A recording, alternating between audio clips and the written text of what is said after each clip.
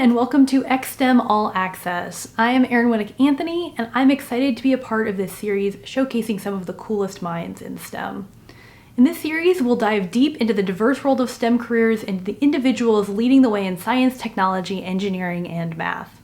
As your guest host for this episode, I'm excited to chat with Sgt Jeffrey Shields. He's part of the U.S. Space Force, where he works as a Sustainment and Optical Systems non-commissioned officer at Peterson Space Force Base in Colorado. I'm going to ask him all the questions that you'd like to know about his job, like what it's like to protect the domain of space for the nation's newest military branch. Make sure you subscribe in the YouTube description down below, and follow us on social media to get updates on new XSTEM episodes. Check out the full library of episodes available on demand right here. You'll find topics ranging from sharks to data science, space engineering to robotics, and everything in between. Plus, educators can access NGSS and CASEL-aligned lesson plans to accompany each episode, including today's. The lesson plans are written by educators for educators. With your parents' permission, tell us how you were inspired today by tagging us at USA Science Fest, #XSTEM, and me at Erin Winick. Before we begin, please join me in thanking our partners, the U.S. Air Force and the U.S. Space Force, for making this XSTEM series possible. Now let me tell you a little bit about myself. At my core, I love making things and telling stories about space and science. I grew up in Florida to a family of teachers and engineers, watching space shuttles launch from in front of my house. I have a degree in mechanical engineering from the University of Florida, spent 2 years working as a technology journalist for MIT Technology Review, and nearly 4 years at NASA as a science communicator. Now, I hope you're as excited to hear from today's speaker, Sgt Jeffrey Shields, as I am. Have you ever spotted a satellite moving across the night sky and wondered, where is it going, or how fast is it moving? Today's speaker has the job of helping protect the domain of space by ensuring we know the location of all space objects, like those satellites we sometimes catch while stargazing. As you can see, I am a big fan of space myself, so I can't wait to learn more. Sgt Jeffrey Shields, welcome, and thank you for joining us today. I know the audience is excited to hear from you, so let's jump right into our first question. You work at Space Delta II, which is the United States Space Force's Space Domain Awareness Unit. Tell us about Space Domain Awareness. What is it, and why is it so important for the overall mission of the U.S. Space Force? Oh, great question, Erin. So for Space Domain Awareness for us, it comes in two different parts. We want to know what's in orbit, whether that's active satellites or just space junk, which could be old rocket parts or screws and bolts. And we want to know where those objects are moving. So typically in orbit, an object will move about 17,500 miles per hour. And if that were to collide with another object, it can cause severe damage to any kind of space vehicle. So we want to be able to know where everything's moving and where everything's at any given time. So if there is a threat for a collision, we can let decision makers know as soon as possible if they need to move their payload. An example of this will be the International Space Station. So since its launch in 1998, it's had to move several times to avoid collisions. And the information that it used to know when to move and where to move to came from our sensors. So typically in a nutshell, we just want to know where everything's at and where everything's going, so we can prevent collisions from happening in space. As someone who has been a science communicator for the International Space Station, I know how important it is to be aware of what else is in orbit and where it's going. Not only for the space station, but for the many satellites that we all rely on for things like GPS navigation, banking, and even farming. Now, most of us have probably heard of space junk before, but many may not realize how fast it is moving. 17,500 miles per hour is really fast. Even a small bolt traveling at that speed can do some serious damage to the other items that are orbiting Earth too. Now, let's dive a little deeper into your role at Space Delta II. You work closely with optical sensors and optical systems. Can you tell us about this technology and how it's used in the Space Force? Oh yeah, so for our sites, we have 2 radar sites and 3 optical sensor sites. So for our radar sites, they're pretty much just to send signals up into space, and they create kind of a perimeter or like a fence. So as objects pass through it, we can detect what those objects are and get kind of like an idea of what they're capable of. And so it's really good at capturing a lot of objects at any given moment. But the problem with our radars, they're pretty much made of concrete, so you can't really move them. And once an object passes through its line of sight, we can't really take another look at it. And that's where our optical sensors come into play. So our optical sensors are pretty much giant telescopes, and they can cover from horizon to horizon. So if there's an object that we want to get a better look at, we use the optical telescope, and it will track it through the night sky and give us better details of what the object looks like and the shape and size. We can also tell what the object's made of by analyzing its spectral signature. And what that is we gather the light that's reflected off the object. We can look at the spectrum of it and see the absorption lines and kind of figure out what it's made of. For example, carbon fiber has certain absorption lines that let us know that something's made of carbon fiber.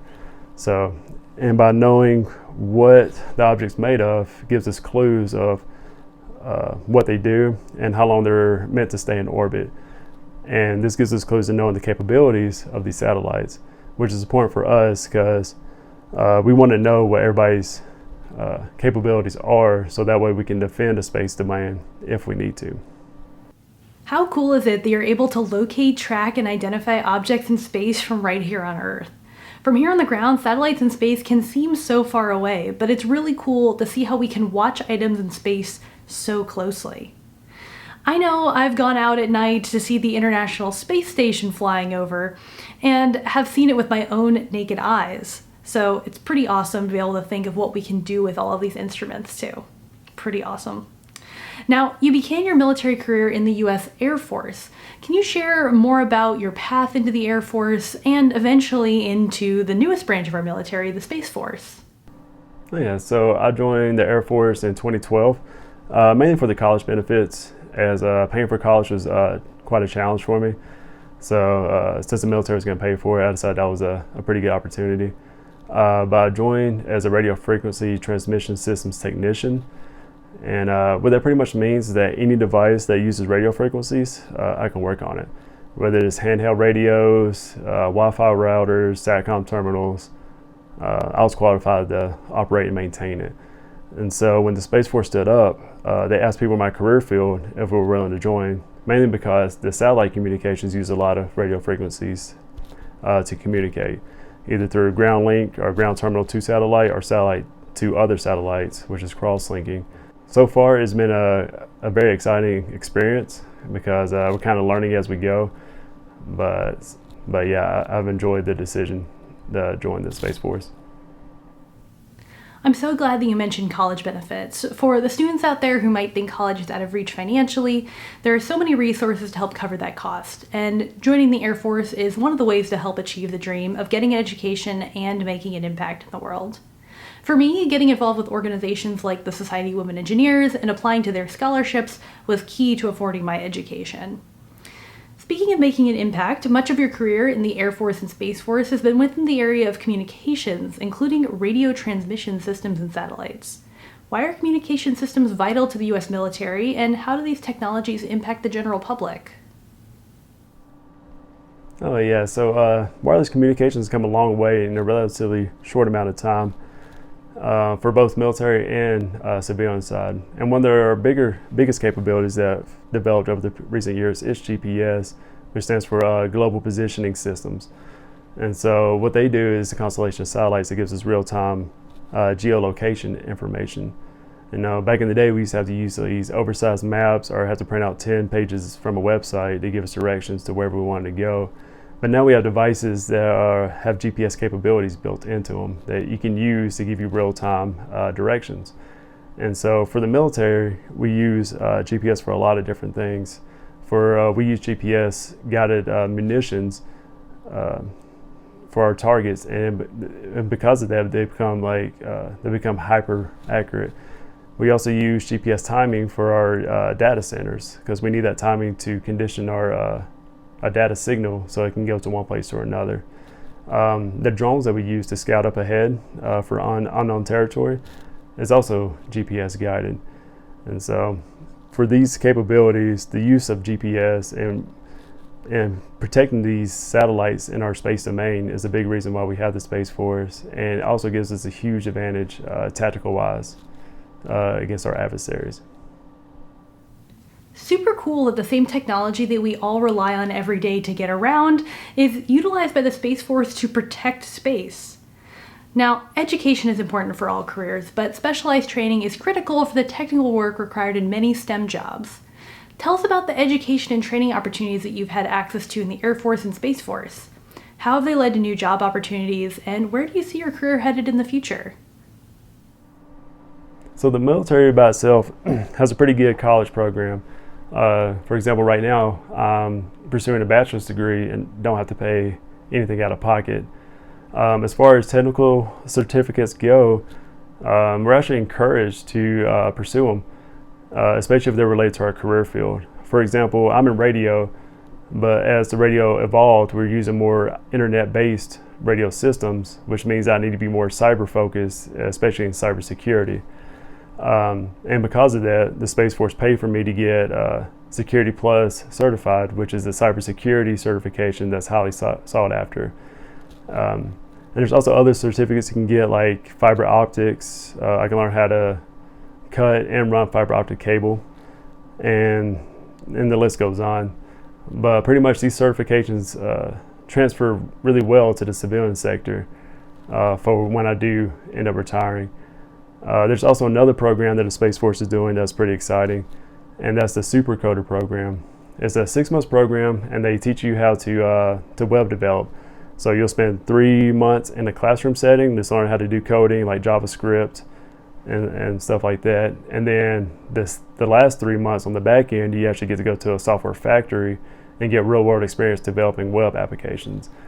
And that's not quite a certification, but the skills you learn will help you get like a JavaScript certification, which the Space Force would then pay for if I wanted to apply for it. So there's a lot of good opportunities to get very advanced training. You just have to apply for it. And the best part is that it does, like doing certifications versus college doesn't intersect. So you can do both of them without pulling funding from the other. Wow, cybersecurity, fiber optics, supercoding, and more. The education and skills that you're obtaining are transferable to so many different high-tech jobs and careers both in the Air Force and outside in the public sector. One of the reasons that I became a science communicator is I love constantly learning.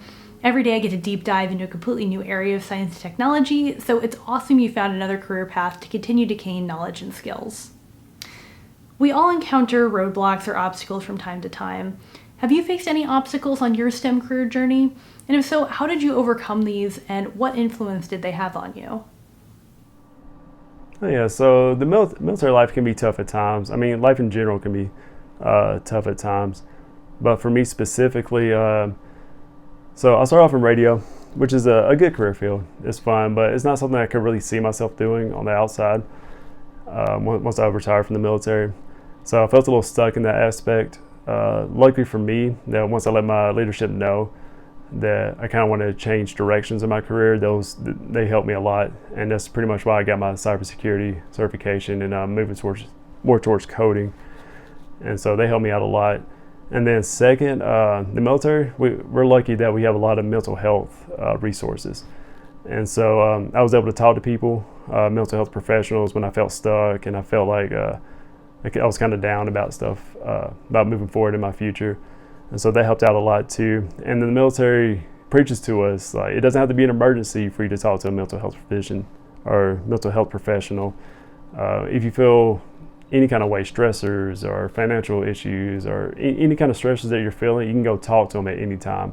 And that's what they're there for. So I think how I overcome them, I was lucky to have good leadership, and then just trying to utilize the resources that I have here in the military.